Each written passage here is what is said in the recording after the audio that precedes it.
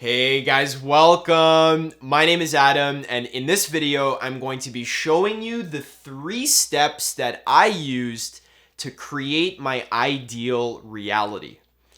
Now, the reason why we have 3 steps here in quotation marks is because originally this was 3 steps, but after I actually flushed out my ideas, I realized that I'm actually going to be sharing with you over 50 steps that I used to create my ideal reality, but I've neatly organized them into 3 subcategories of steps. And I thought that 3 neatly organized subcategories of steps wasn't as catchy of a title as just 3 steps. But let me know what you think. The point is that in this video, I'm going to be showing you how I went from living at my parents' house without having a clear direction of what I wanted to do with my life. I knew that I wanted to do something that I was passionate about, but I didn't even know what I was passionate about, and I was too afraid to actually figure out what I wanted to do with my life, so I just spent all my time distracting myself with video games, smoking weed, watching porn, eating junk food, just endlessly chasing pleasure. And this caused me to feel very disconnected from life, and I felt very depressed. And how did I go from that to now I have been able to attract a beautiful girlfriend into my life. I live on my own. I'm making YouTube videos and coaching people full time.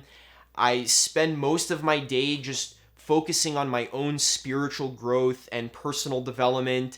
I enjoy the nature that's in the neighborhood around me, and I just live a really relaxed, peaceful life, actually doing what I love on a daily basis and feeling really connected to life and just excited to wake up every single morning. How did I bridge that gap? Well, that's exactly what I'm going to be sharing with you today. So, really, I'm going to be sharing with you 3 principles of reality creation, which is basically just a fancy term for just getting results in your life. How do we actually change our reality into the ideal reality that we want? Because many of us are just living in a reality where we feel like nothing is in alignment. My house is a mess. It's not big enough. I can't attract the relationships that I want. I can't attract the money that I want. My body is not healthy. So how do we get from that place to actually a place where we can have the ideal reality that we actually want? How do we bridge that gap? Well, there's 3 main steps, wink wink. Like I said, there's like over 50 steps. But the first general umbrella category is first thing you need to do in order to create your ideal reality is to detach from the outcome. Okay, and we're really going to flush these 3 points out because there's a lot here to unpack. Now, for the longest time, I was trying to create a new reality for myself from an attached place. So I saw that there wasn't enough money in my bank account, so I was afraid that I was going to be poor for the rest of my life. So I would whip myself in a frenzy and I would overwork myself to try and make money. I tried all sorts of things. I tried different types of coaching packages. I tried working minimum wage. I tried hiring certain coaches that didn't work. I'd whip myself up into a frenzy until I would burn out.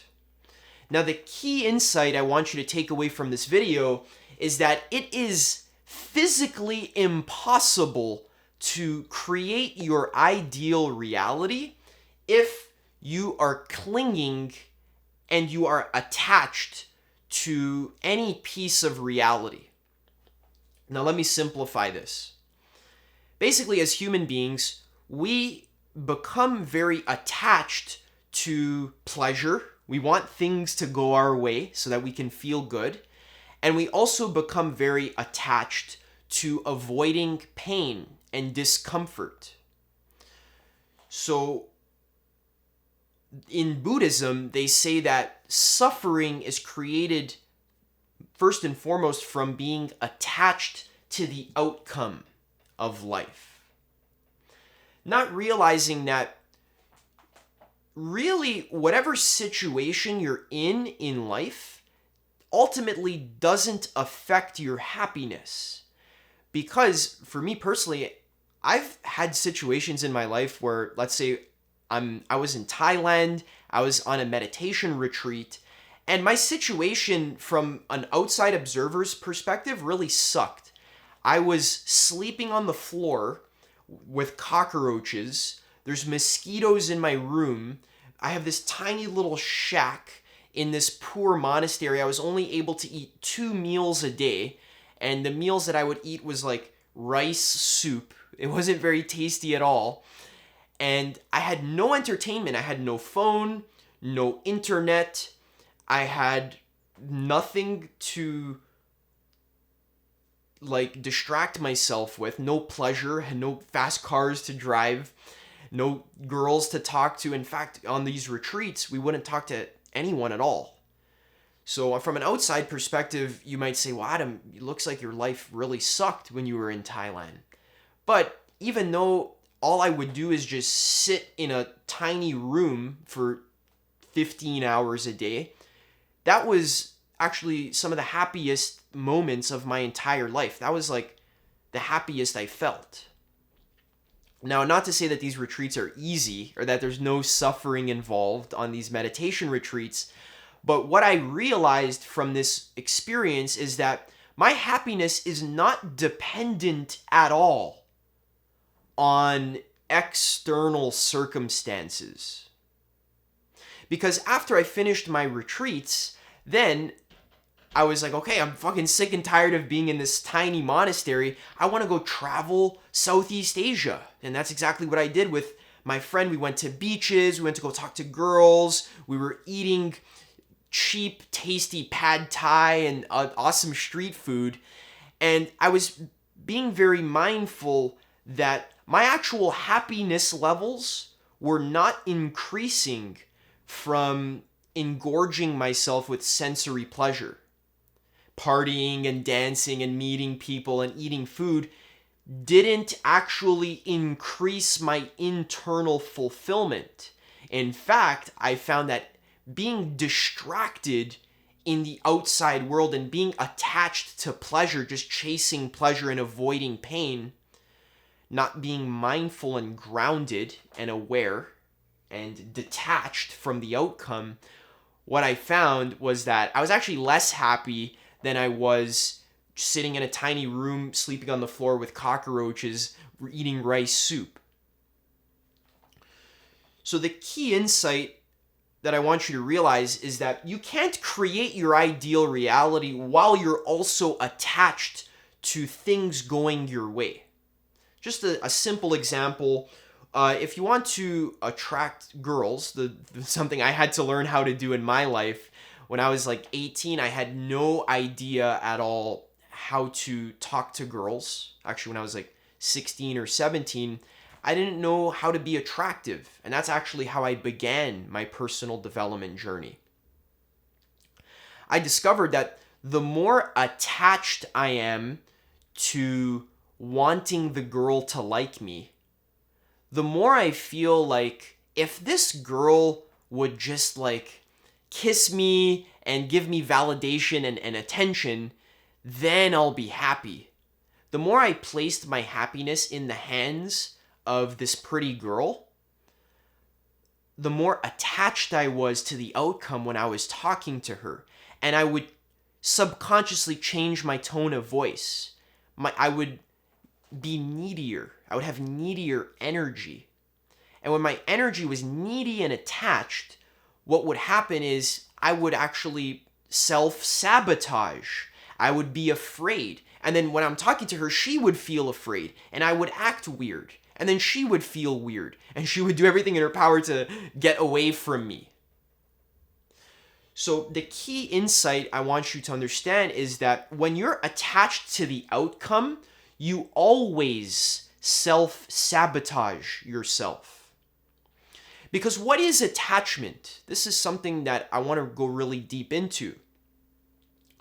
Attachment is clinging to a certain piece of reality, thinking that that piece of reality is going to make you happy. When you're attached, you're not residing in empty, open awareness, which is just the source of your being, and that's true peace and bliss. When you do meditation, you just rest in being. And you realize that just by doing absolutely nothing at all, just resting in being, I feel infinitely happy. So that kind of breaks reality, because I realize, oh, the source of my being is happiness. I'm infinite love. It's literally coming out of my heart. I'm the source of happiness. So why am I chasing after external experiences to make me happy? That's egotistical attachment. That's illusion. And whenever you're taking action in your life from a place of, oh, I'm not satisfied, I need to go get satisfaction outside of me by eating tasty food or by watching porn or getting more money or whatever it is. When you're taking action from a dissatisfied place, from a place of lack, you will create more lack in your life. In some magical way, even when you do get more money, it's going to find a way to cause you more suffering. If you're being moved from a place of suffering and attachment, the result that you create will only lead to more suffering and attachment. So if you're acting from lack, you'll create more lack. But if you're detached, you're able to ground yourself in being through meditation, through psychedelics, through yoga, and just cultivating a neutral mind where you don't really care what's going on in the present moment. When you're meditating, you don't really care that your neighbor is outside mowing the lawn and it's loud and annoying, because the point of meditation is that you allow all sensations to move through you. So even though the neighbor's outside mowing the lawn and it's loud and annoying, I can still be peaceful by relinquishing my attachment to having a quiet meditation space. I just include the lawnmower noise into my meditation. And the same is true for pain, boredom, anxiety, depression. All feelings and sensations and thoughts are included into the meditation and are transcended, are just witnessed. When you can witness something, you realize it's not you. So literally, when you learn how to rest in awareness, you learn how to be detached from life. You become untouchable.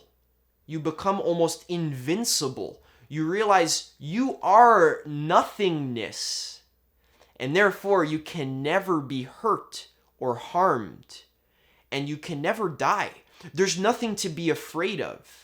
When you realize that life is an actual dream, that it's just made of the flickering sensations of your own consciousness, and you realize that directly, not as a philosophy, but you have direct experience of this truth, which is true right now. You don't have to search for the experience that life is a dream. You can just wake up and realize it right now. Then you're no longer attached to the dream. You're no longer a character in the dream.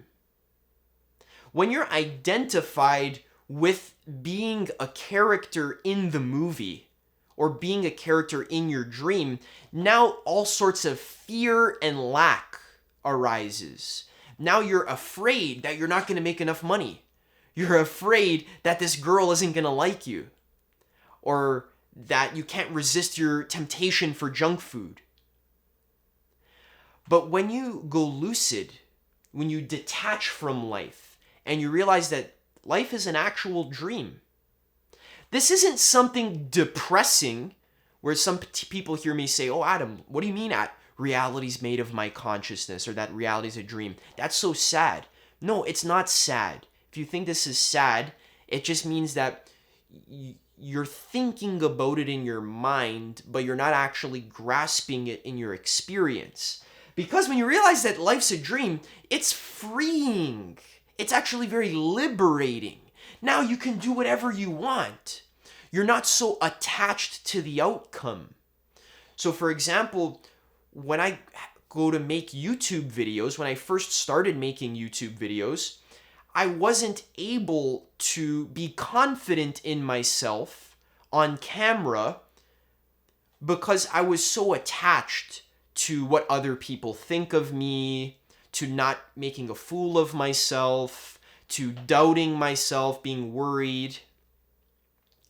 But as I learned how to detach from reality and embody the state of consciousness where I realized that life is a dream and it's all good, it's just pure bliss, it's just pure consciousness. When you can embody that state of consciousness, which comes from detachment, then it's like effortless. It's the easiest thing ever to make a video.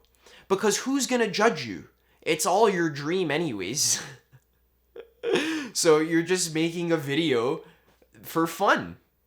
And there's no stakes. Even worst case scenario, you make the worst video ever and an angry mob with torches and pitchforks comes outside your house yelling and throwing rocks at your window and screaming, and they want to crucify you because that's how bad your video was. Kind of like when Rebecca Black made that video Friday. This is an outdated reference, but when you make like the worst video ever and make a fool of yourself, the worst case scenario is that other people make fun of you. And when you realize that reality is a dream and that you are unaffected by the dance and flow of life, you're just the still witness. You're just timeless awareness. You're always present, always here, always awake. Then it doesn't fucking matter that a mob, an angry mob is outside your house with pitchforks, because you've let go of attachment. Even if they crucify you like they did to Jesus Christ, even if they crucify you, Jesus is hanging from the cross and he's like, "Father, forgive them, for they know not what they do." He's still loving and compassionate to these people that are hanging him from the cross because he realizes that he is one with the Father. He is one with the timeless witness. He's not Jesus. He's God. He's empty awareness. This is the foundation of manifestation. This is when we talk about letting go of importance. You know, there's literally millions of videos on YouTube talking about how to manifest your dream life. Let me tell you, if they're not talking about letting go of importance, detachment from the outcome of life, and just being the pure witness, if they're not talking about that, they don't know what they're talking about, and they're actually misleading you. There is no manifestation that is possible unless you realize that you are the ultimate creator. The most powerful manifestations come from realizing that you are the source of reality. You are the creator. Yeah, and when you are able to detach from life, realizing that life's a dream, you decrease self-sabotage. You decrease your fear and this tendency to kind of get in your own way. So Another example, when I'm talking to a girl and I'm so attached and afraid, I'm identified with the character in the dream, then she's going to feel that off of me and she's not going to be comfortable with me. But when I realize that life is a dream and that it's all good, I'm the timeless source of existence. I've been existing for eternity, and my whole consciousness is just the dance of love. Then when I'm talking to this girl, there's a lot less seriousness. I'm a lot more playful. Yeah, hello, hi, me. Like, you're literally made of my consciousness, so there's nothing to worry about here. So you're coming from a place of deep fulfillment and groundedness. You know who you are in your heart. This is extremely attractive. This is an extremely attractive quality. This is ultimate abundance. To he who has, it shall be given, but to he who has not, it shall be taken away. And since your source is infinity, when you're directly conscious of your source, you literally have infinite abundance. You're infinitely abundant. You have everything. You are everything. To you, it shall be given more. You will attract even more abundance to you. But to he who has not, to he who is identified with the character in the dream, who is constantly chasing pleasure and avoiding pain, and is always attached to the outcome, to he who can't be happy and grateful about where he is now and needs to get to the next moment in order to be happy, to he, it shall be taken away from him and he'll suffer. So sometimes people message me and they say, hey Adam, how do I manifest a prettier face? And I just say, why do you want a prettier face? They say, well, I'm just sick and tired of being ugly. Why can't I just look prettier? And I tell them, you don't realize that regardless of how your face looks, that doesn't change the fact that you are the infinite source of being. And you don't really want a prettier face. Really what you want is love. You want other people to love you so that because you look pretty. And ultimately, you want to love yourself. That's what you want, is to love yourself. How do you love yourself? You love yourself by knowing yourself, by knowing who you are. All right? This is the foundation of all manifestation. This is how I was able to start my YouTube channel. This is how I was able to start my coaching business, how I was able to get my girlfriend. By knowing who I am, that helps me to let go of attachment and self-sabotaging patterns. Then I can just relax, enjoy my life, go smell the flowers and enjoy the trees and trust that I'm God and I can create whatever I want in my reality just with the power of my consciousness, with the power of my thought. And this moves us into the second point. This detachment kind of clears your slate of karma. If you can imagine, your mind is full of karma, and whoops, microphone almost fell. Karma is let me fix this. Oops. My microphone was falling on me. So karma is the desire towards action. Karma is almost like the craving to do something or to be some way. So, for example, you have a craving thought. They're like, oh, I want to watch some porn, or I want to eat some junk food. You have this craving thought. If you're not able to detach from that thought and instead you feed it and you identify with it, what happens is that plants a seed of karma. And if your mind is like this blank slate, the seeds of karma are like all in your mind. And what happens is these seeds, if you don't clear them out, they'll actually grow into trees of karma. Now your whole life is basically being controlled by your cravings. And karma can become so powerful that it's like you have no control of your life. You're literally just being pulled by these seeds of cravings that have been planted, and you don't do any meditation or psychedelics to actually clear out this karma, so it just runs your entire life. Karma is kind of like an energy structure, like a habitual form of thinking, a habitual way of acting and relating to reality, and to emotions, and to thoughts, and to other people. So we need to clear our karma by detaching from life, by meditating, doing psychedelics in a responsible way. This raises your consciousness.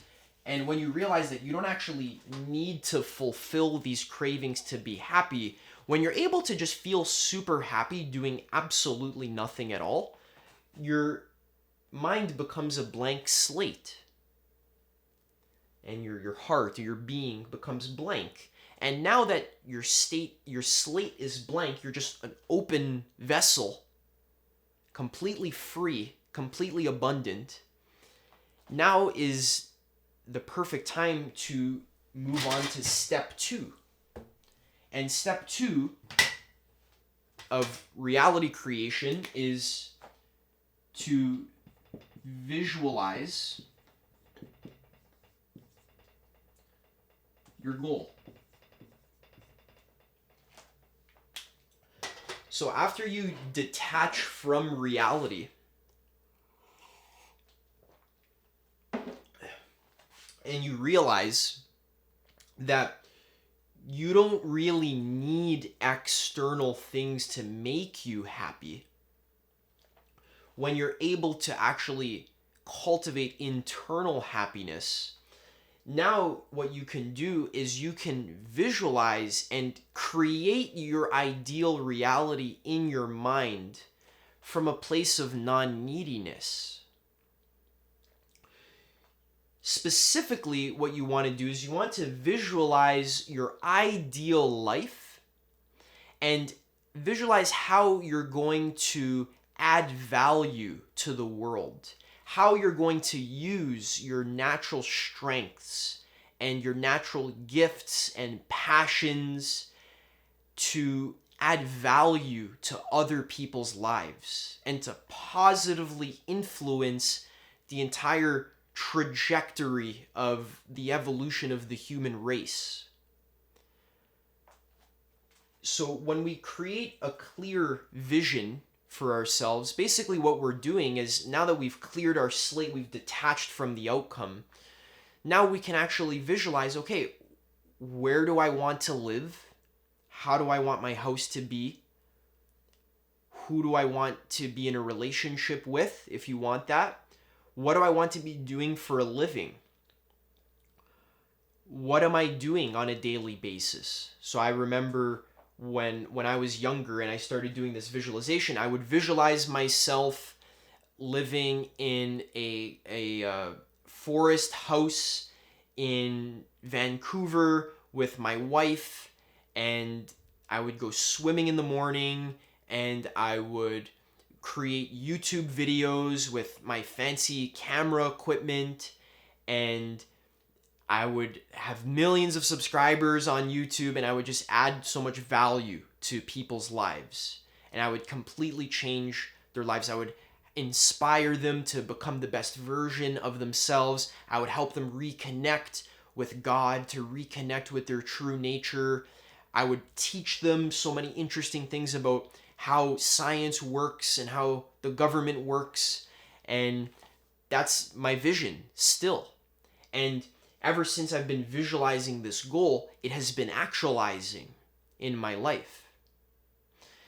A year ago, I was living, or a little more than a year ago, I was living at my parents' house with no business. I had like 100 subscribers on YouTube, no girlfriend, and now I'm living in a place where it's not quite a forest house in Vancouver, but I'm living in a suburb with beautiful nature, one of the most nicest suburbs in Canada. I have a beautiful girlfriend. My YouTube subscribers are growing exponentially. I'm making videos that are adding genuine value to people's lives. So this this visualization that I did is creating itself in my reality, and I'm going to be showing you how to actually do that. So first thing you want to become aware of is, so now, okay, I'm visualizing my ideal reality, what I want. In order to help you, I think it's very important to learn about what are your strengths. Who are you as a personality? What are those things that get you the most excited and the most passionate? So really what you want to do is you want to discover your life purpose. And there's ways to do this by self-reflecting, journaling, asking yourself, what gets me the most excited? When do I feel like I'm at my best? You can use the zone of genius questions from Gay Hendricks' book, The Big Leap, which I also talk about in my Crystal Clear Purpose course. You can check that out if you're interested. What gets me the most excited? When do I feel like I'm at my best? How can I add the most value to other people's lives? And really contemplate that. What gets me excited? Like, what do I want to do? What's my art? What's my passion? What's my gift? And you don't have to be like super crystal clear about it at the beginning, but you want to at least have a general gist of what direction you're moving in. So what helped me a lot was to look at my Myers-Briggs type on 16 personalities, which is an ENTP. Then I started learning, okay, so I'm more extroverted. Okay, so that means I like talking out loud, and I like fixing systems that are out in the external world. I'm more intuitive, which means that, okay, I like abstract ideas. I like seeing connections between ideas. I'm more of a thinker, which means that I like things to make logical sense. I like them to be accurate. And I'm more of a perceiver, which means that I kind of do things on the fly. I'm more of a creative soul, less structured.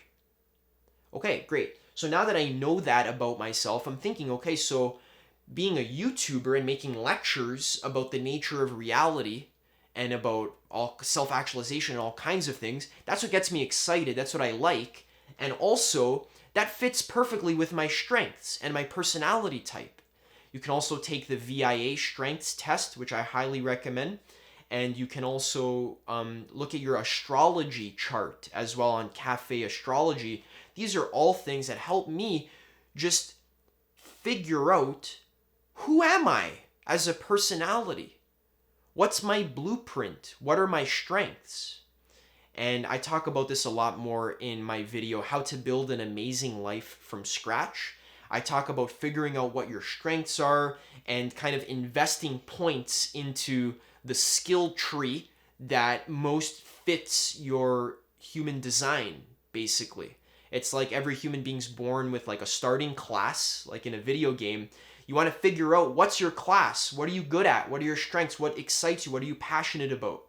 And then you want to just start investing points in there by practicing, by building those skills, moving in that direction. That's what's going to cause you to succeed. If I'm naturally a speaker, let's say, and I make YouTube videos about spirituality and reality creation, and I help people create their ideal lives, that's my passion, but then I'm in school and I'm studying to be a doctor, I'm going to be out of alignment. I'm not going to succeed as a doctor because I don't want to be a doctor. I want to be a speaker. So there's a discrepancy there. You need to get yourself in alignment with your heart, what you actually want. This is a long-term process. When I was 18, it took me a few years of reiterating. So I had a loose general purpose at the beginning, and then I honed it down and sharpened it over time. This took me a few years of every few months I would go over what's my vision, what's my purpose, what are my strengths. I would contemplate this constantly for years. This isn't like a one and done kind of deal. Like, oh yeah, I got my purpose, I got my vision, okay, now I'm done. No, this is a process. I'm always thinking about what's my vision. The point of the vision is that you actually reconnect to it every single day and you hone it. You work on it. You adjust it and change it based on your experience that you're learning in your life. So once you have your clear vision, you want to visualize what's the end result? What's my ideal life scenario? Feel into that. How does that feel? You want to visualize with as much detail as possible. You want to actually imagine like you're putting yourself into the shoes of the ideal version of yourself 10 years from now. All the details. Where are you living? What are your clothes? What's your haircut? What kind of deodorant do you use? What kind of food do you eat? Every single thing, every detail. Where do you live? What area of the world? How does the air smell? Just like little things like that. What's the temperature? So you want to really feel into that ideal version of yourself, that 10-year goal, having faith that you're God and you can do whatever the fuck you want in reality. You're not limited. Don't visualize thinking like, oh, I'm limited. Like, I can only do so much. When you do visualization, you're supposed to visualize from a place of, I'm unlimited. I can do whatever the hell I want in this reality. Because it's a dream anyways, and I can create it by the power of my thought. That's exactly what reality is. It's the power of your thought. You see a billionaire driving a Ferrari. The reason why he has that Ferrari is because he had to think to himself, I want a Ferrari. He probably imagined himself driving a Ferrari for his whole life, and now he finally got one. My point is that it starts as a thought. So we want to consciously harness our thoughts to focus them on our vision.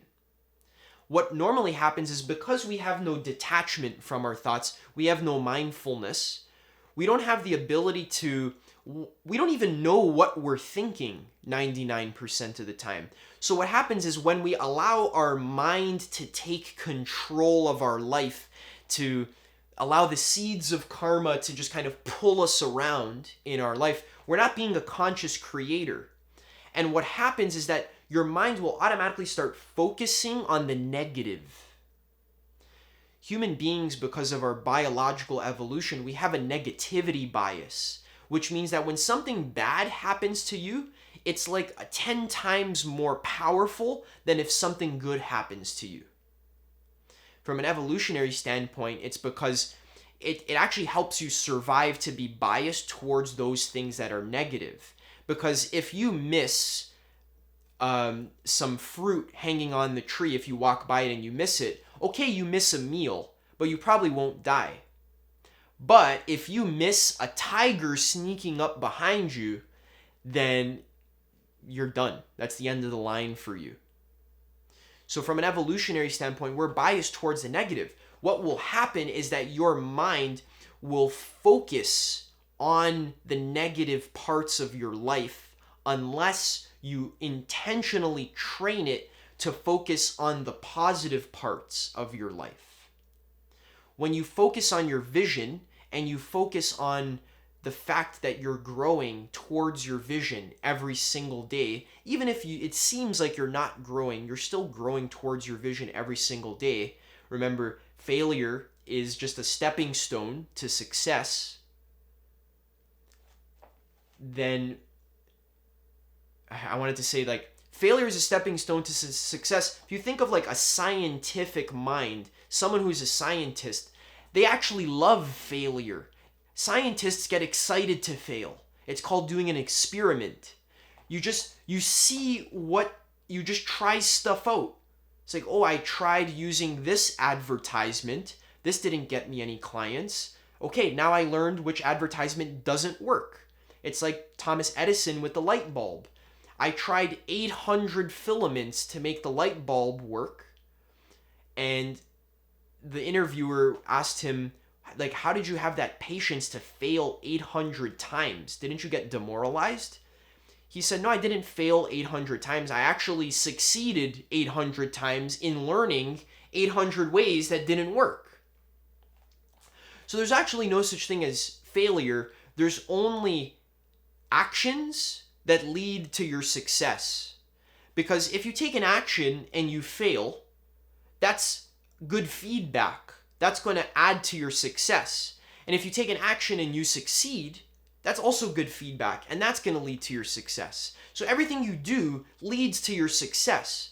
The point is you need to realize that. You need to train your mind to focus on that fact that I'm always succeeding. What most people do, they have no control of their mind. They focus on their failures. They focus on all the things that are wrong with their life. They focus on all the things that could potentially go wrong if I stepped out of my comfort zone and tried creating my ideal reality and doing something that's new to me. But what we want to do is we want to harness our mind and train it to focus on the positive and realize we're always succeeding. Once you have this clearer vision in mind, now it's time to create goals. So what I want you to do is, okay, so you got your 10-year goal. That's like your vision. That's your 10-year goal. Now you want to kind of chunk that down into a 5-year goal. And then you can chunk that one down into a 1-year goal. And then you can chunk that into monthly goals. And then eventually daily goals. So, okay, so 10 years from now, you can actually put yourself into the shoes of the version of you who's living your ideal reality 10 years from now, and ask yourself questions like, what skills do I have 10 years from now that I currently don't have? So for me, for example, when I'm visualizing living in a forest home in Vancouver with my wife, making videos, millions of subscribers, one of the skills that I didn't have when I was 18 and I was doing this visualization was I just didn't have good video making skills. So I would write down in my journal skills that I need to get to my 10-year version, and to start embodying that, I need video making skills. I need marketing skills. I need coaching skills. I need business skills. I need more knowledge of how the world works. I need to read more books about history and science and economics and politics and epistemology and everything. My throat's so itchy, it's allergy season. So, yeah. I need those skills. I also need better relationship skills. I need better money management skills. I need better meditation and skills. So think about what skills does the future version of you have that you currently don't have. And then what you can do is you can start reading books that are going to help you with those skills. And then when you read the books, then you can implement the action steps from the books. See, so it's very practical.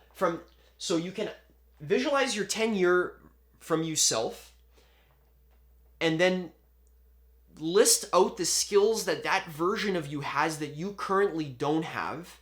And then once you list out the skills, go buy yourself 2 books in each category from the store and read them. And then take the action steps from the books and then implement them. See, it's very practical. Once you get your vision, it's actually a lot easier to reverse engineer it. This vision needs to be crystal clear. Like, it needs to be in full detail. You should be able to live an entire day in the life of the ideal version of you. The clearer it is, the better, because you'll get more clarity about what you need to do now to bridge that gap. Also, think about some tangible product goals. So for me, a tangible product goal is to make a video and post it. That's like a shippable product. It's the video's made, it's edited, there's a thumbnail, a title, it's, there's a little bow tie around it, and it's posted on the platform. It's out now. So it's measurable. Also, create a course. Done that as well. Create a coaching program. Done that as well. So you want to actually create shippable products, something you can actually move and push out the door. Also, habit goals. What are your habits? So for me, the ideal version of myself does a lot of cold plunges in cold water. So I've been taking cold showers. He does daily meditation. He makes videos once a week that bring as much love and wisdom as he possibly can into the video, as much quality as possible. He is very clean and organized. His environment is clean and organized. There's no dust. It's all vacuumed. He eats healthy food, like vegetables and fruit. He's a great boyfriend to his girlfriend. He is very awake and aware of the present moment. So these tangible actions, these habits that your ideal version has, he goes to the gym. These kinds of habits, just start doing them today, basically. And that is starting to bring us into part 3, step 3. Actually, we're not quite at step 3.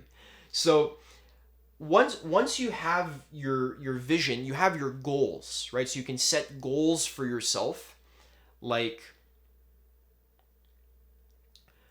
you can make skill improvement goals, shippable product goals, and habit goals. So an example of my goals: go to the gym 5 days a week, read 1 book per week, do psychedelics twice per week.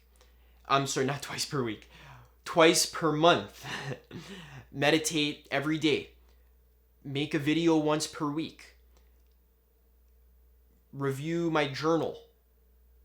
Okay, so those are daily goals. Like, I can actually track myself and see, like, am I doing this? So we've taken an abstract 10-year vision and we've actually boiled it down into daily, weekly action steps. Now you just have to take that action and trust that you're going to get to where you want to go. And I'm actually going to give you some tips for how to take that action consistently without burning out, or without running out of energy, or without falling into paralysis by analysis or fear. I'm going to show you how to actually take those actions easily so that you can easily manifest your 10-year dream.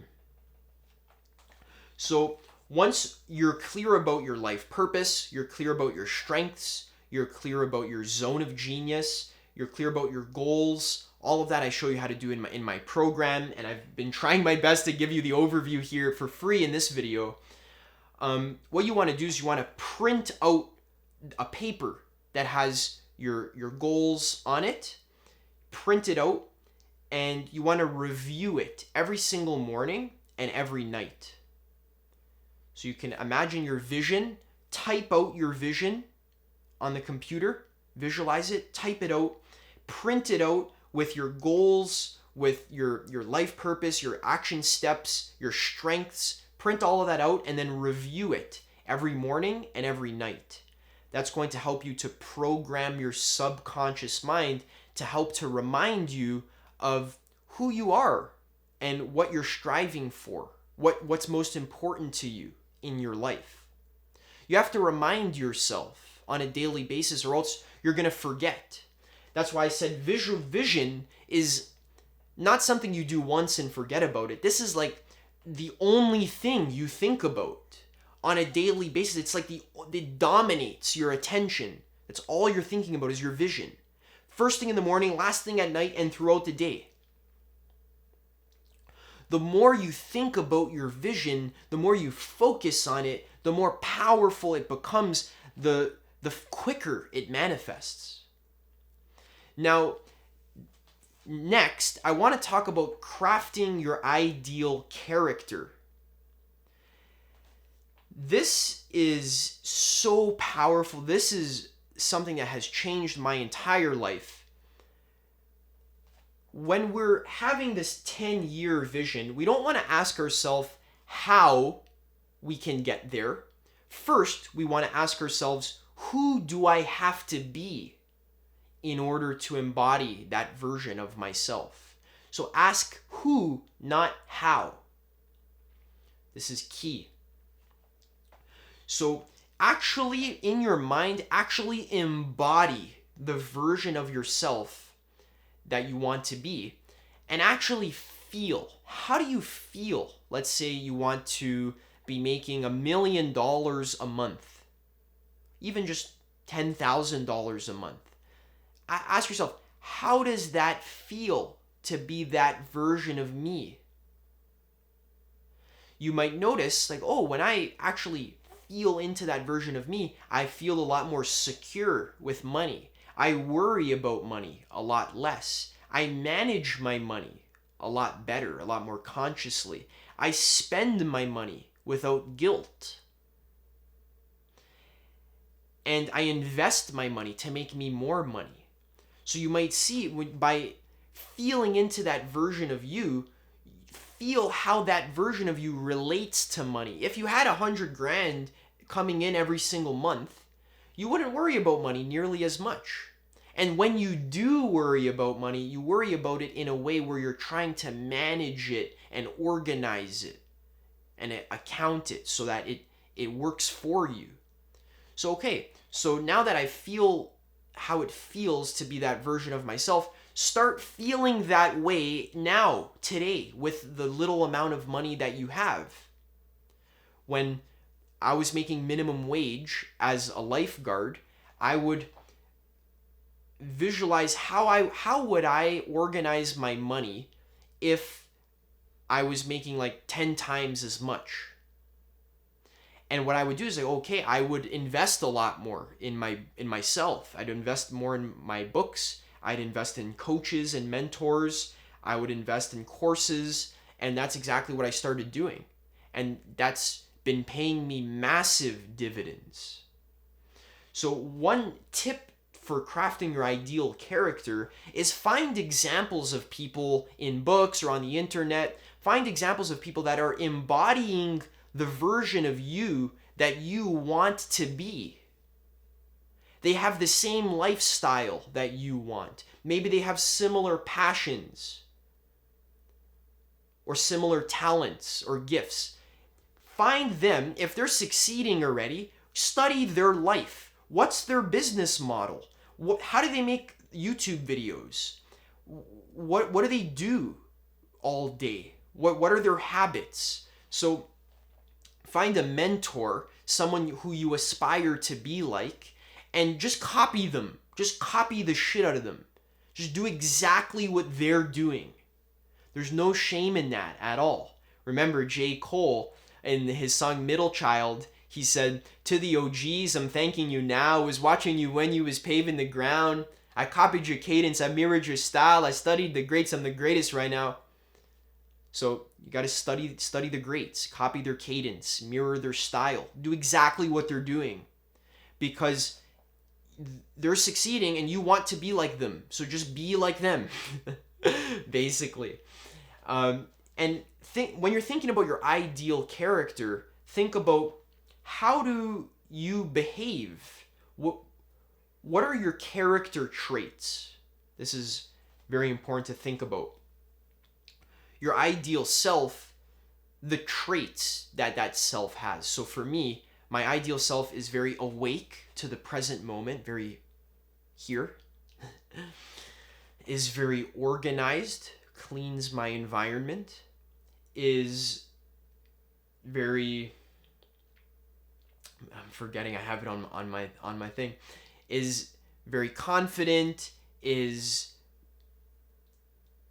I have it on my list. I forget the exact words that I use. It's very strategic. I plan ahead. I use my journal. So what you want to do is brainstorm your character traits and review them every morning and every night. And then you want to really like get a lot of detail of what is this ideal character? How do you look? What are your habits? What's your living situation? What's your lifestyle? What's your workflow? How do you work? What are your achievements? So for me, I started living as a successful coach before I was actually making any money from my coaching business. What I started doing is, while I was living at my parents' house, I started doing free coaching sessions with people. Hey guys, come talk to me for free. I'm going to help you with your life. And I was doing coaching calls every single week, or almost every single day, actually. So I started actually embodying the version of myself who is a successful coach before I was getting paid for it at all. I started having the habits of the version of me who is a successful coach. I installed my morning routine. I worked out and meditated and took a cold shower in the morning. So I started living as that ideal version of myself. And then I was able to move out very, very quickly after that. And then I started making money from that very quickly. All right. So, okay, guys. Now that we have detached from outcome and visualized your goal very clearly and your ideal character, we've printed it out on a piece of paper and we're reviewing it every morning and every night. Now we're going to talk about how to align yourself with your ideal character, how to actually take action in a way that is effortless so that you're not burning out or that you're not getting stuck in paralysis by analysis and procrastination. How do we actually take action in a way that's sustainable, that's easy to do long term? I'm going to show you how to do that right now, but first I'm going to take a quick break. All right, so now that we're visualizing our ideal reality and we're detached from the outcome, but we know clearly what we want out of our life, now it's time to actually align yourself with the ideal character. And the first thing you have to do is create a strategy. So if maybe the ideal version of you has an online business, for example, you need to start learning, how do I make an online business? What do I need to know? And what I've done for that is read lots of books about it, hire multiple coaches that I've paid tens of thousands of dollars for, and they just show me exactly what to do. So I have my vision, I know where I want to go, I have my strategy for what action steps I need to take to get there, because I've been doing research and I learn what to do. Now, what I need to do is to prioritize high leverage activities. So you want to prioritize activities that are going to give you the most bang for your buck. So an example of a high leverage activity would be making a YouTube video and posting it on the channel, let's say. If you're doing an online business, I don't know how the hell you're going to do an online business without having a YouTube channel of some kind, because this is where everyone is moving to. Even like the masters of online marketing like Sam Ovens, even he's teaching people how to do YouTube. YouTube is really where it's at. So a high leverage activity would be posting a YouTube video, because that's going to do your marketing, that's going to build your audience, that's going to get you clicks, it's going to just like do everything for you. It's going to build your influence, you can help people. So that's a high leverage activity. So that's something you want to prioritize. Other high leverage activities could be like doing sales calls with clients if you have that kind of business. So you want to really prioritize like which activities are really the only ones I need to do. And you really want to make this process as simple as possible. You don't want it to be complicated. You want to always be simplifying, simplifying, simplifying. So what the trap I fell into is I thought that in order for me to make an online business, I had to do this like whole like complicated thing where I had like websites and funnels and click like all this stuff like all glued together online. And I didn't like doing that. It was actually very confusing and complicated. So you really want to simplify. What's the simplest business model that you can possibly make? So for me, at the beginning, it was okay, I post a YouTube video. On the video, I invite you to do a free coaching call with me. And then what I was doing later is as I got better at coaching, and all I do is just send a Zoom link. I talk to people on Zoom on my phone.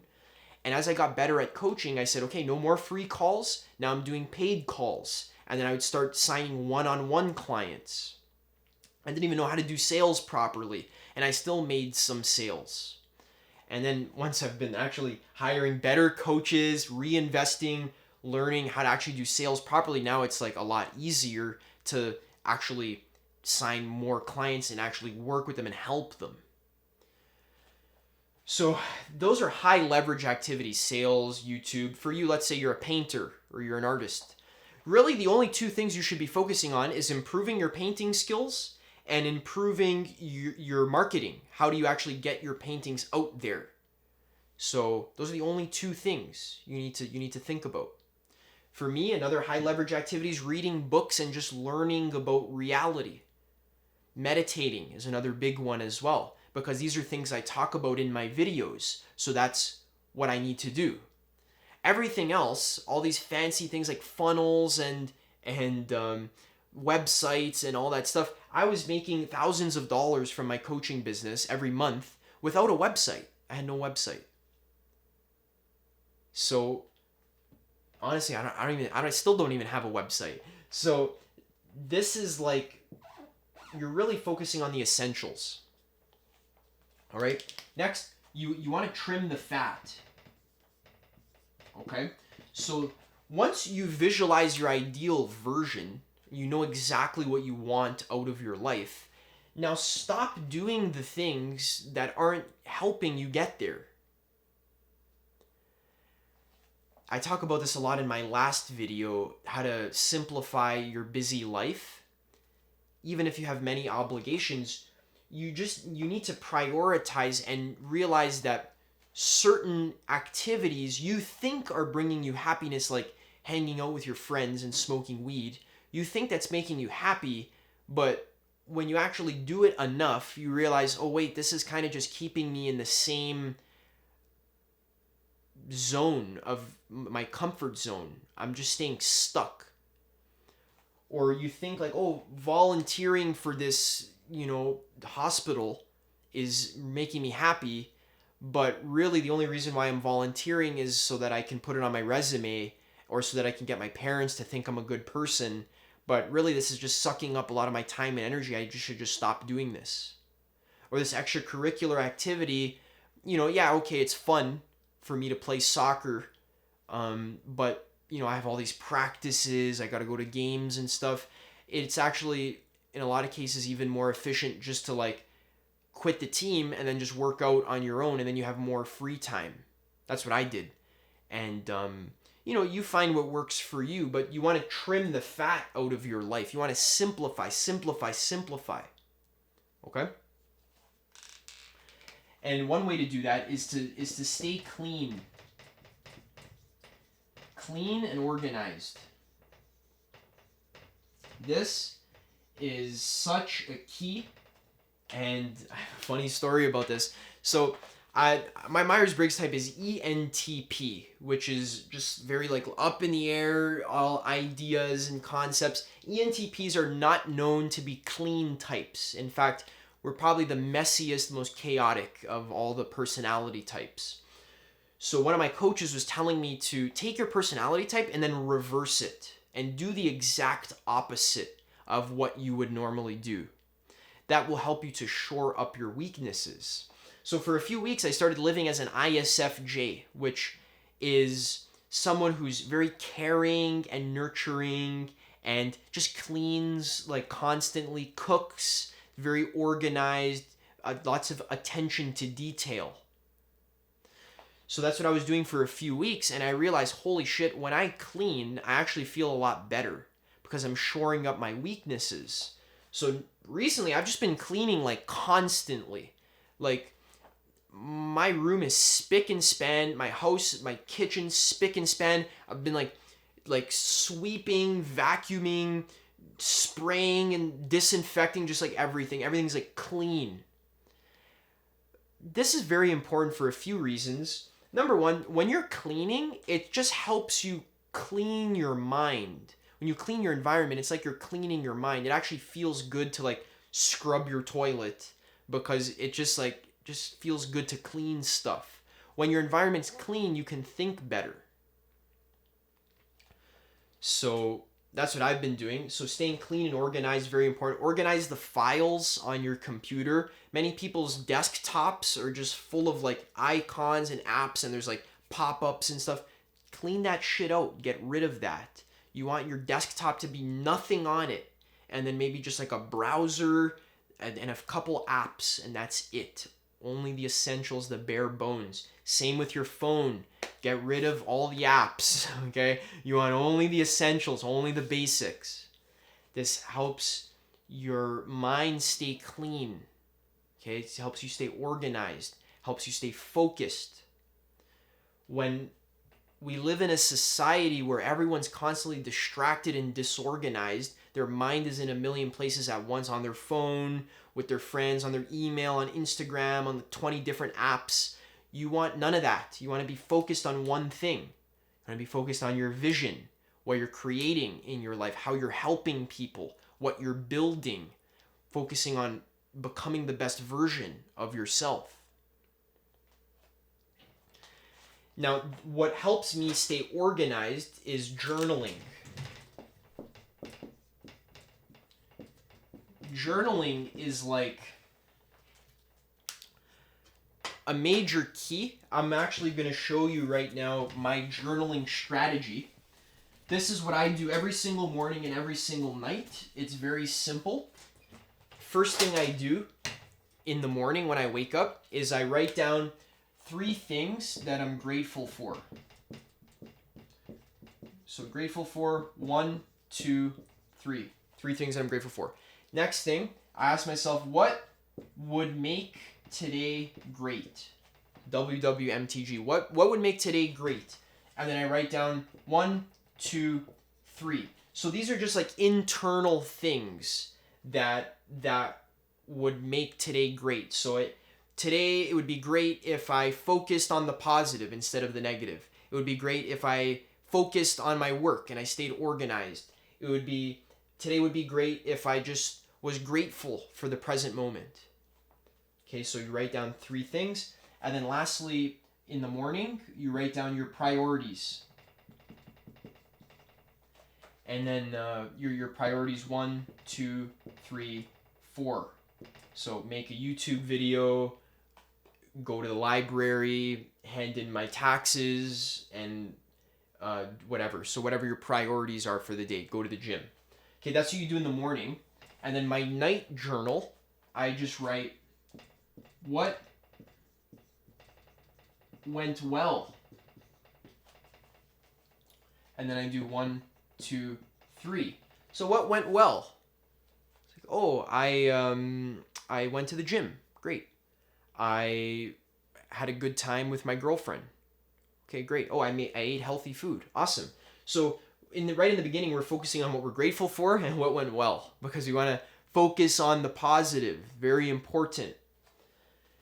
And after I write down what went well, what do I do after that?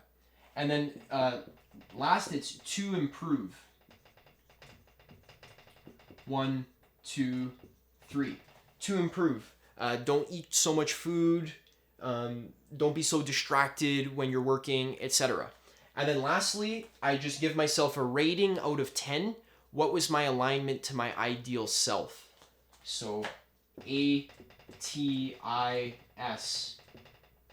And I'll just give myself a rating out of 10, my ideal self and how I live today. Let's say 8 out of 10. Awesome. Okay. And then I do that every single day. I write the date at the top, June 4th, 2022. And every single day I do morning journal, night journal. This only takes like 2 minutes and it's very simple. I use the same format every single time. And it's very good for me to help organize my day, basically. At night, I also like to plan a little bit what I'm going to do the next day. Okay? Let's erase this.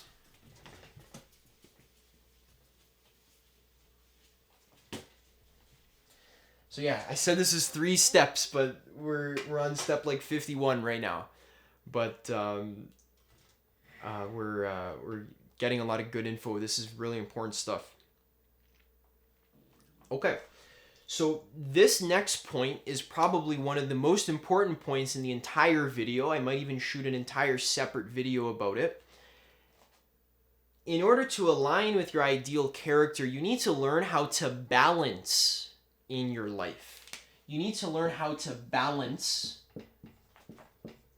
your life. You can't always have your foot on the gas, and you also can't always have your foot on the brakes. You need to mix them up. You use them in differing amounts in order to get to your destination. Sometimes you have to put your foot on the gas. Other times you have to put your foot on the brakes. So really what we're balancing is putting in effort versus surrendering.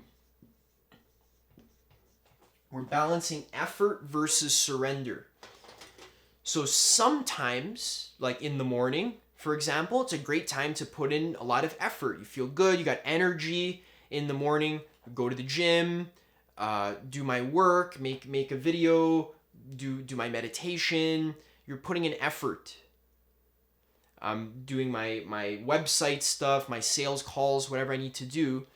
And then at night, in the evening, surrender just means, okay, relax. That doesn't mean I, play Elden Ring for 10 hours, which I got bored of that game kind of quickly, honestly, but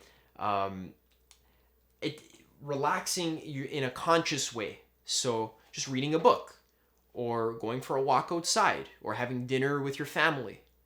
So we're trying to balance effort versus surrender.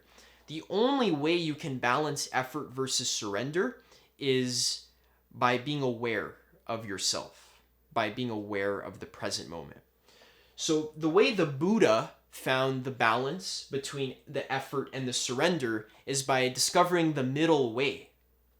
The Buddha was a prince, and he lived an opulent life where he had everything that he wanted. He had food and whores and games, and he lived like the best life he could 2,000 years ago. But he found that he was just too lazy. He was just always chasing after pleasure. So he decided that he left his castle to go become an ascetic. He wanted to become enlightened. So he found the yogis who were sleeping on beds of nails and living out in the forest and never washing themselves, never cutting their nails, eating bugs from the floor. So that was like too much effort. That was like too much asceticism. So eventually the Buddha was sitting by a tree with dirt caked in his hair and under his nails. He hadn't slept in days. he couldn't focus because he wasn't balanced. He was putting in too much effort. And then a boat came by the river, and there was a boy in the boat playing a little string instrument, and his father was with him. And the father was telling the boy how to tune the instrument. He said, don't tune it too tight or else the string is going to snap, but also don't tune it too loose or else it won't play. So in the same way, that's how the Buddha discovered the middle way. Not too tight, not too loose. So what the Buddha did was he went to go wash himself. He cut his nails. He ate a nice healthy meal. And now that his skin was all lively, he felt good, energized because he actually took care of himself. Now that he let go of his attachment to effort and surrender, he went to go sit underneath the Bodhi tree for 40 days, and he became enlightened by taking the middle path. So the middle path is something you need to find in every area of your life. When you're talking to a girl, when you're doing your business. So for example, with talking to a girl, you might say, how do you take the middle path when dating?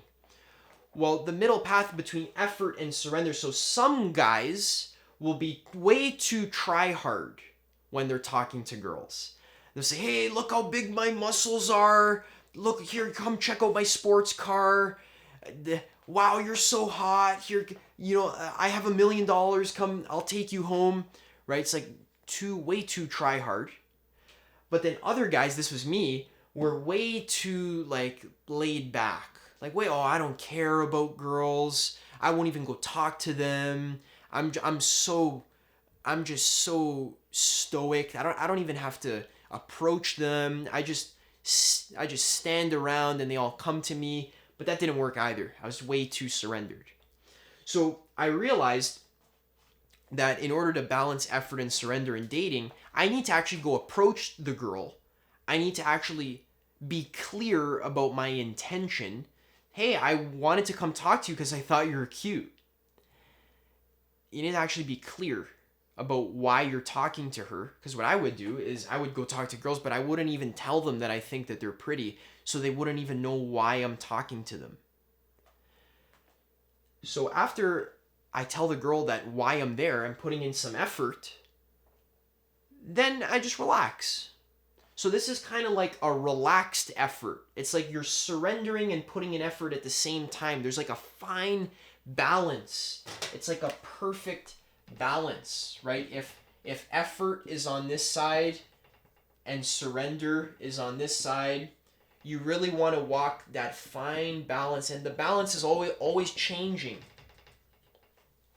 Sometimes you need to lay off and surrender more. Sometimes you need to push and put in more effort. So this comes from consciousness. This comes from meditation, awareness.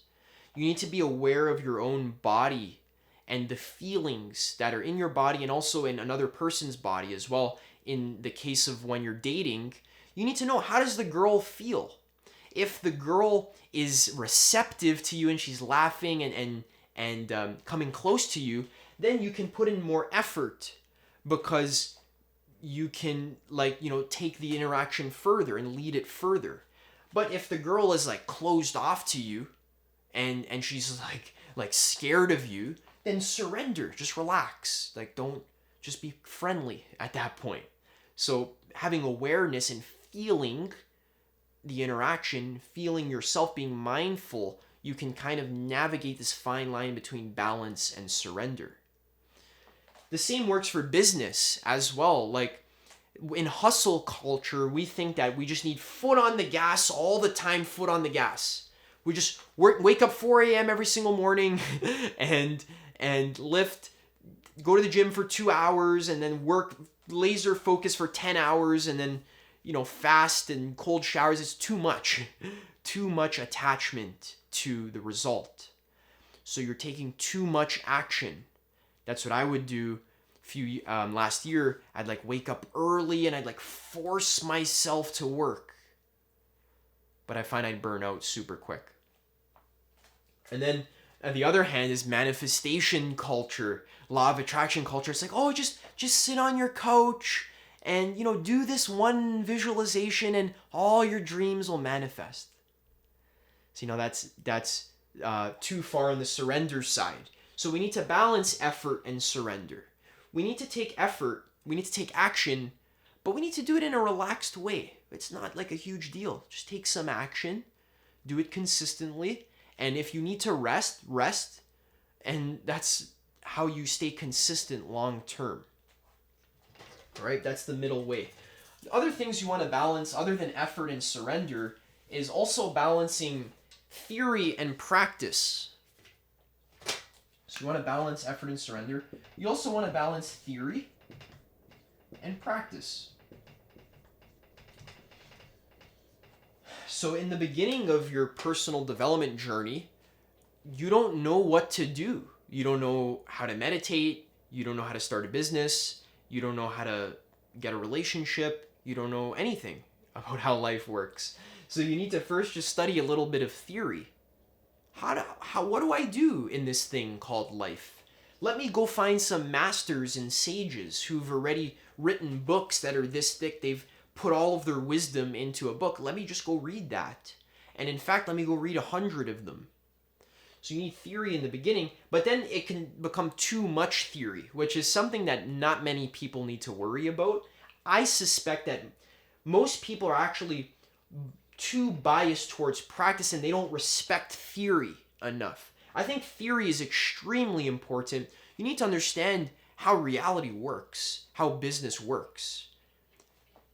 My cousin, he's becoming a real estate agent, and he said he's studying, he's almost done his last test, and I told him, hey, if you want to like sell a lot of houses, try going to Chapters, the bookstore in Canada, and Google what are the top 3 best books for selling real estate, and buy the books and read them.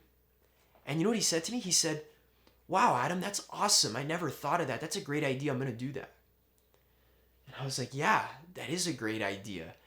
And it's crazy how it's so simple. Like, oh, I want to be a real estate agent. There's probably books at the bookstore that'll show me how to sell more houses. I'll pay $20 for a book. And then I'll sell 5 more houses and end up making like $100,000 back. That's a good investment. $20 for $100,000. That's a pretty good investment if my math is correct. So I think people need more theory actually, and but once you're like reading hundreds of books like me, then there can actually become a point where there's like too much theory, and then you just need to actually start taking the action. But I recommend doing both at the same time, where you're reading and implementing, talking to your coach, implementing, watching a YouTube video, implementing. You're kind of doing this all at the same time. That's what I found gives the best results. All right. Now, also, you want to have a relentless conviction. You want to be relentless, and you really want to be convinced that you are going to create your reality. You are going to succeed in this area of your life. You're going to achieve your vision. There's no plan B. You're just going to make plan A work at all costs. You need to be obsessed. You need to be like really obsessed about creating your ideal reality. You can't settle for anything less than your ideal reality. So that's exactly what I've done. I was thinking of going to university to study philosophy, but I realized like, oh, I'm just going to be sitting in class and I'm going to be taking notes from a chalkboard, and that's boring. I don't want to do that. I can just read philosophy at home. So my mom would tell me, well, Adam, maybe you should just go get a degree just for a fallback, just for a plan B. And I told her, no, there is no plan B. I've decided plan A, and I'm not going to invest 4 years and $60,000 into plan B. I would rather invest all that money and time into plan A, right? So there is no plan B. If plan A isn't working, you figure out a way for it to work. You need to burn your ships.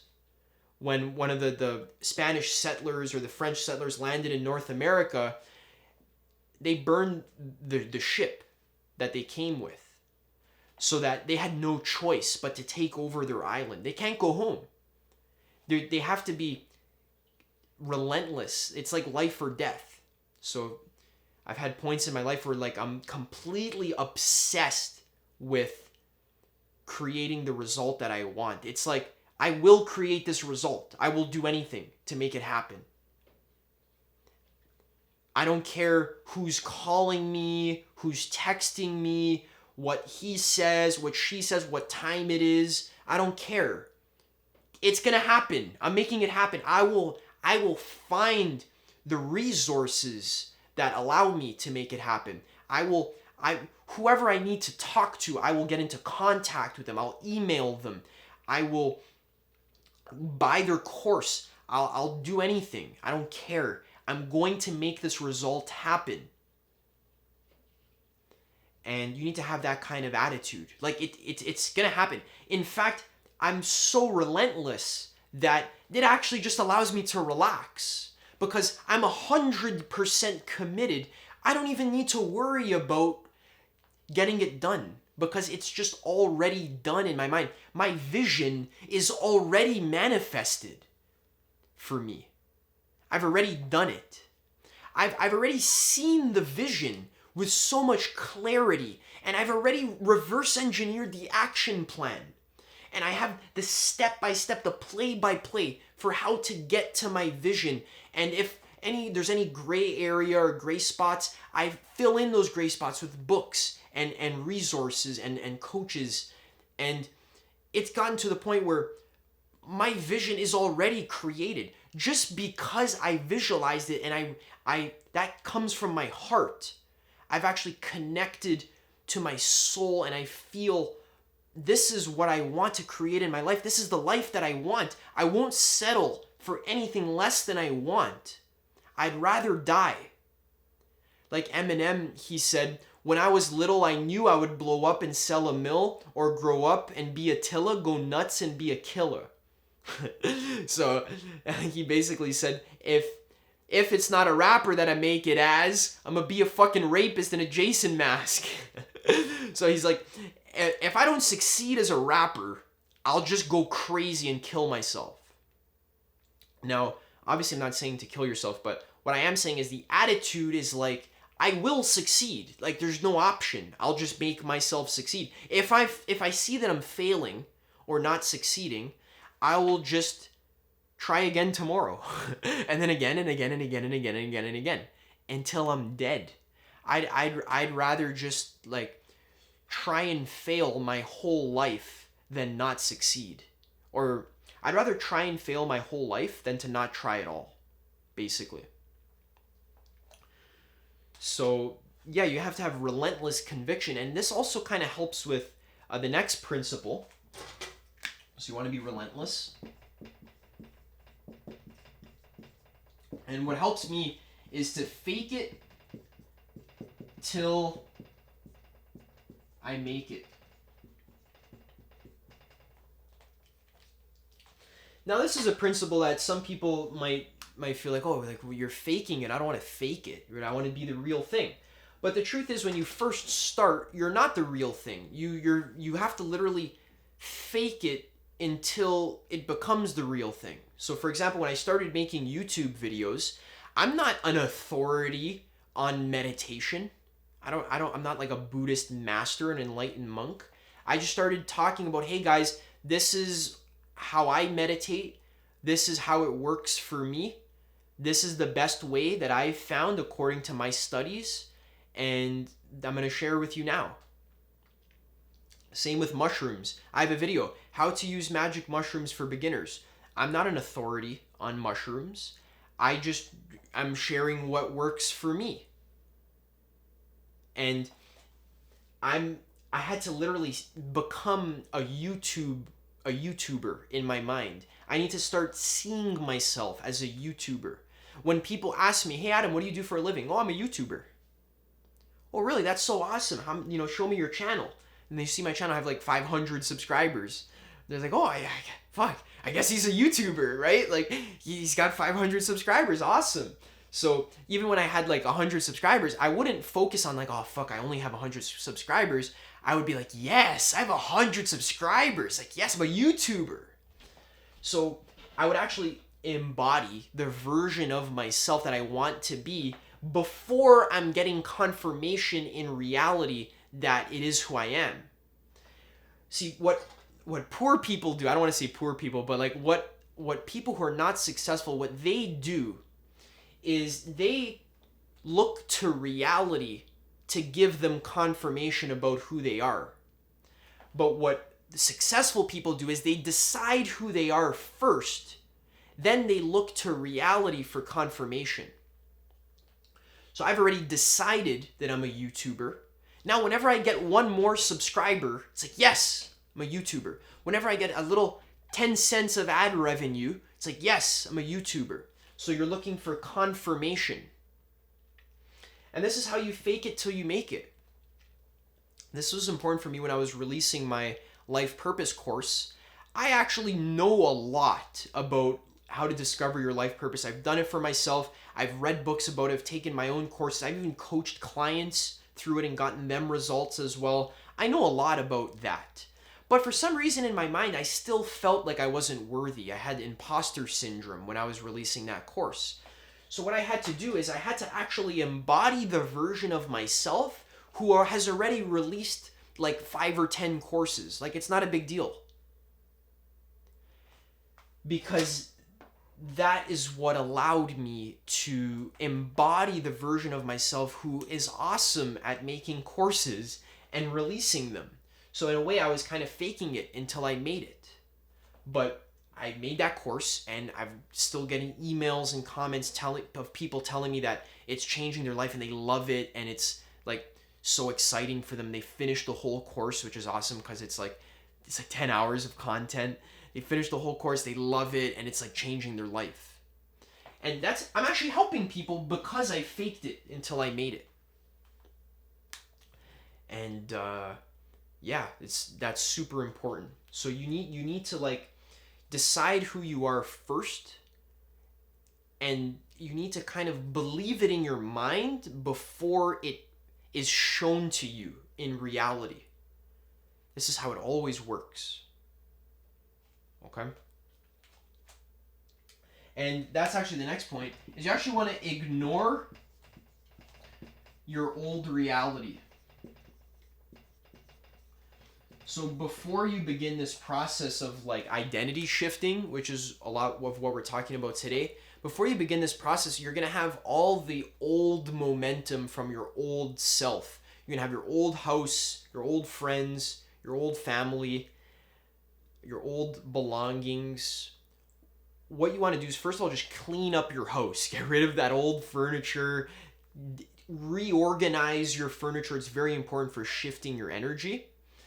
I think you should reorganize your furniture like every few months. It's actually very important. But when you start like having problems, like the bank is calling you because you're not paying a bill or on time, and you basically just don't give that attention.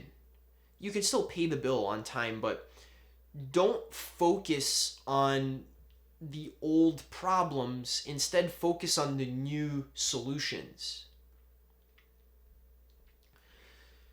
You want to focus on what you're grateful for. So once you've visualized your ideal self, your ideal version, that, okay, I'm living in a beautiful forest house, awesome. Okay, so what I've been doing is when I go outside, in my neighborhood is like has beautiful nature, and there's even awesome forests around me as well that I spend lots of time in. So I am so grateful for the nature that I currently have. And I actually appreciate it so much that I even end up finding more of it. I find more beautiful forest spots in my neighborhood I didn't even know were there. So my point is that what I could do is focus like, oh, I'm not living in that forest house in Vancouver. oh, that sucks. How am I going to get there? Instead of focusing on that, I can just focus on the nature that I already have around me and appreciate it and be grateful for it and actually enjoy it. So ignore your old reality. Don't focus on what's not working. Focus on what is working, and that will grow for you. Look for the positives. And another piece of advice is don't take advice from anyone who isn't your mentor. So many people, they want to do something new. They want to be a YouTuber, or they want to start an online business, or they want to be a painter or whatever. And then they start taking advice from their friends, from their family. But your friends and family, they're not authorities in this field that you want to get into. The only advice you should be taking are from people who are already in your ideal scenario. It's like the bro code at the gym. I remember one time I was at the gym and I saw this one guy who had massive triceps, like the biggest triceps I've ever seen. And he was doing this workout and he told me, he said, yeah, so when you hold the bar, don't hold it with your palms down, hold it with your palms up and then do the pull down. It helps activate the muscle more. And I was just like, okay, I trust you because you have massive fucking triceps. Obviously, I'm going to listen to you. What if some guy with tiny twig arms came up to me, he's like, no, you're holding the bar wrong. You got to hold it like this. I'd say, who the fuck are you? Get out of here. Right, with your twig arms, okay? Go stab someone with your elbows. So people take advice from their parents about what they should do with their lives, but your parents don't know what you should do with your life. So the only people that I take life advice from are from people who have a life that I want to have. And everybody else's opinion or advice about what I should do with my life is irrelevant if they're not living the kind of life that I want to live for myself. All right, guys, so this video is getting long. Let's finish off with a summary of what we talked about today. So the 3 steps that I use to create my ideal reality, where I was just living at my parents' house, distracted, chasing pleasure, scared of putting myself out there, not sure what I wanted to do with my life, to where I am now, where I'm doing what I'm passionate about for a living, having fun with my girlfriend, exploring nature, and just focusing all my energy on my spirituality and personal development, and using that to actually help people and share that with the world. The way I was able to embody that for myself was, number 1, by detaching from life. Detaching from the outcome of life. Realizing that I don't need an external thing to make me happy. I don't need a Ferrari or a tasty ice cream or whatever I think I need. I don't need that thing to make me happy. I'm grounded in my true nature, which is the actual source of creation. When I realized that life is like a dream, it's just made of consciousness that's being created by my thoughts and beliefs and by my identity, I realized that reality is just a play. It's just a dance. Then I don't have to take it so seriously, and that helps me reduce my tendency to self-sabotage that comes from fear and attachment. So the more we can let go of attachment through meditation, psychedelics, and other consciousness-raising practices, that's like the foundation that allows you to create your ideal reality. Next, number 2 is you want to create a clear vision for yourself. Now that you've cleansed your consciousness and you have a clear slate of karma, now you want to actually create a new reality for yourself in pristine detail. How does it feel? How does it look? What are your strengths? What are your values? What are your passions? How are you sharing your love with the world? What do you do on a daily basis? What are your habits? And then you also want to craft your ideal character. Who am I? What are my character traits? How do I feel on a daily basis? How do I behave? How do I relate to money or to my girlfriend or boyfriend or to life in general? How do I relate to life? Being my ideal character. And then printing out that vision, your goals, making 10-year goals, 5-year goals, 1-year goals, monthly goals that are skill improvement goals, shippable product goals, or habit goals. Print that out on a piece of paper and review it every single night. What I do is I have a picture, a color printed paper where it's a picture of me in the middle and then all my mentors are all around me. I have Leo Gura, I have Leonardo da Vinci, I have Martin Luther King Jr., Socrates, Ken Wilber, and I forget who else I have. All of them on my vision. And those are all my mentors. And I review, I remind myself, that's who I am. I'm the sum total of everyone that I've learned from in my life. That's my ideal. And I review that with my goals and my character traits, and I do my little journaling that I showed you. So I do that every single night, and then I actually begin living as the ideal version of myself on a moment-to-moment basis. I'm brushing my teeth as the ideal version of myself. I'm going to the mailbox as the ideal version of myself. I'm working and making videos and talking to my girlfriend as the ideal version of myself. So reality creation is based on your identity. And you realize your identity, you are not the character in the dream, you are the source of the dream itself. So you can craft any character that you want. Your identity or your personality, it's not set in stone. It's flexible. So the more you can detach from life, the more you see that your character is something that's not set in stone, but it's changeable. And you can let go of old habits that are no longer serving you and install new habits a lot easier by doing this identity shifting process. And one way tip to do that is just to study mentors. Study them, see what they do. How do they act? How do they behave? What's their business model? How are their relationships? And start modeling them. That's a very good strategy. And lastly, step 3 is to align with your ideal character by, first of all, having a strategy for yourself, reading, studying, getting coaches, reading books, just like learning, like, how do I get from where I am now to my clear vision? How do I bridge that gap? There's a way to do it. Once you select the target, you can just reverse engineer. How do I get to that target? Other people have done it. When I see other people making money with YouTube channels and coaching businesses talking about personal development and spirituality, that's what I want to do.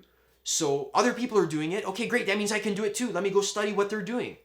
And just do what they're doing and then add my own flavor and my own twist to it. Use that as a foundation and then build on top of that. Also, you want to prioritize the high leverage activities and trim the fat.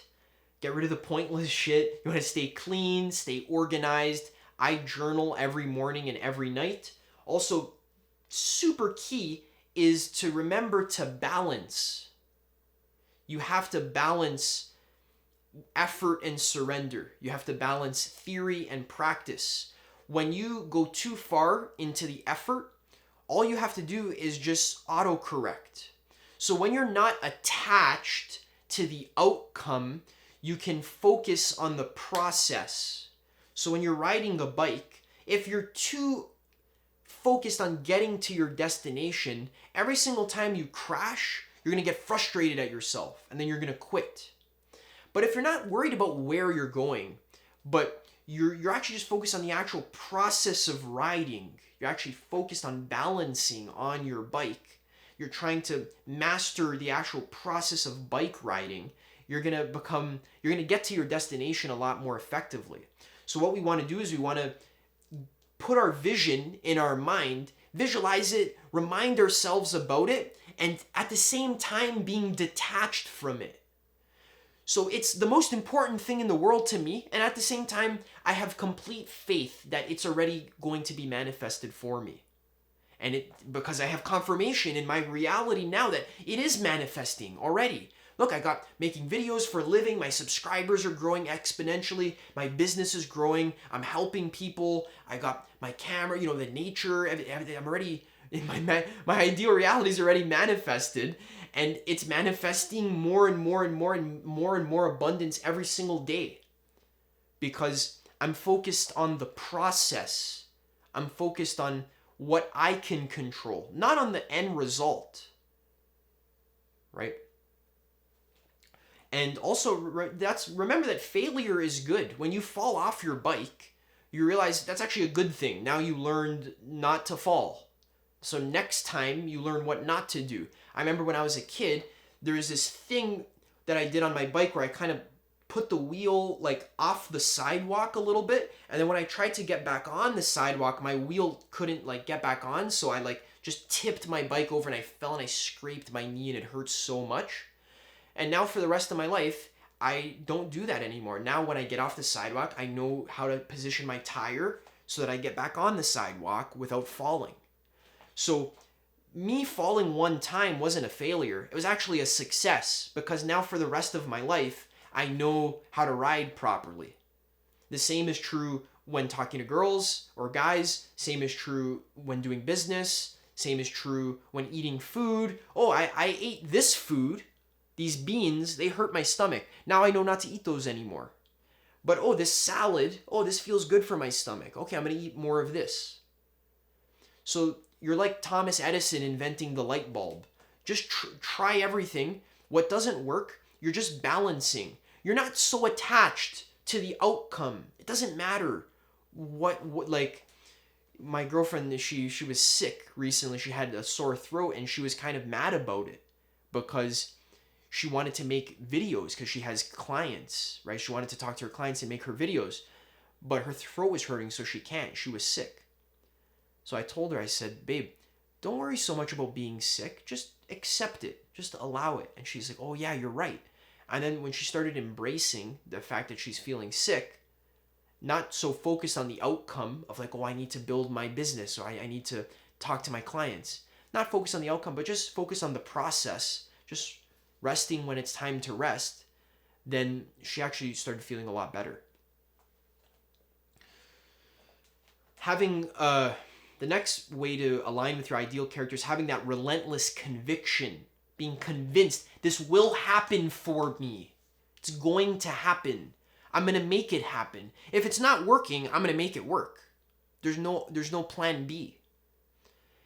And fake it till you make it. So we're not really faking it. We're just realizing that reality responds to the image that you present to it.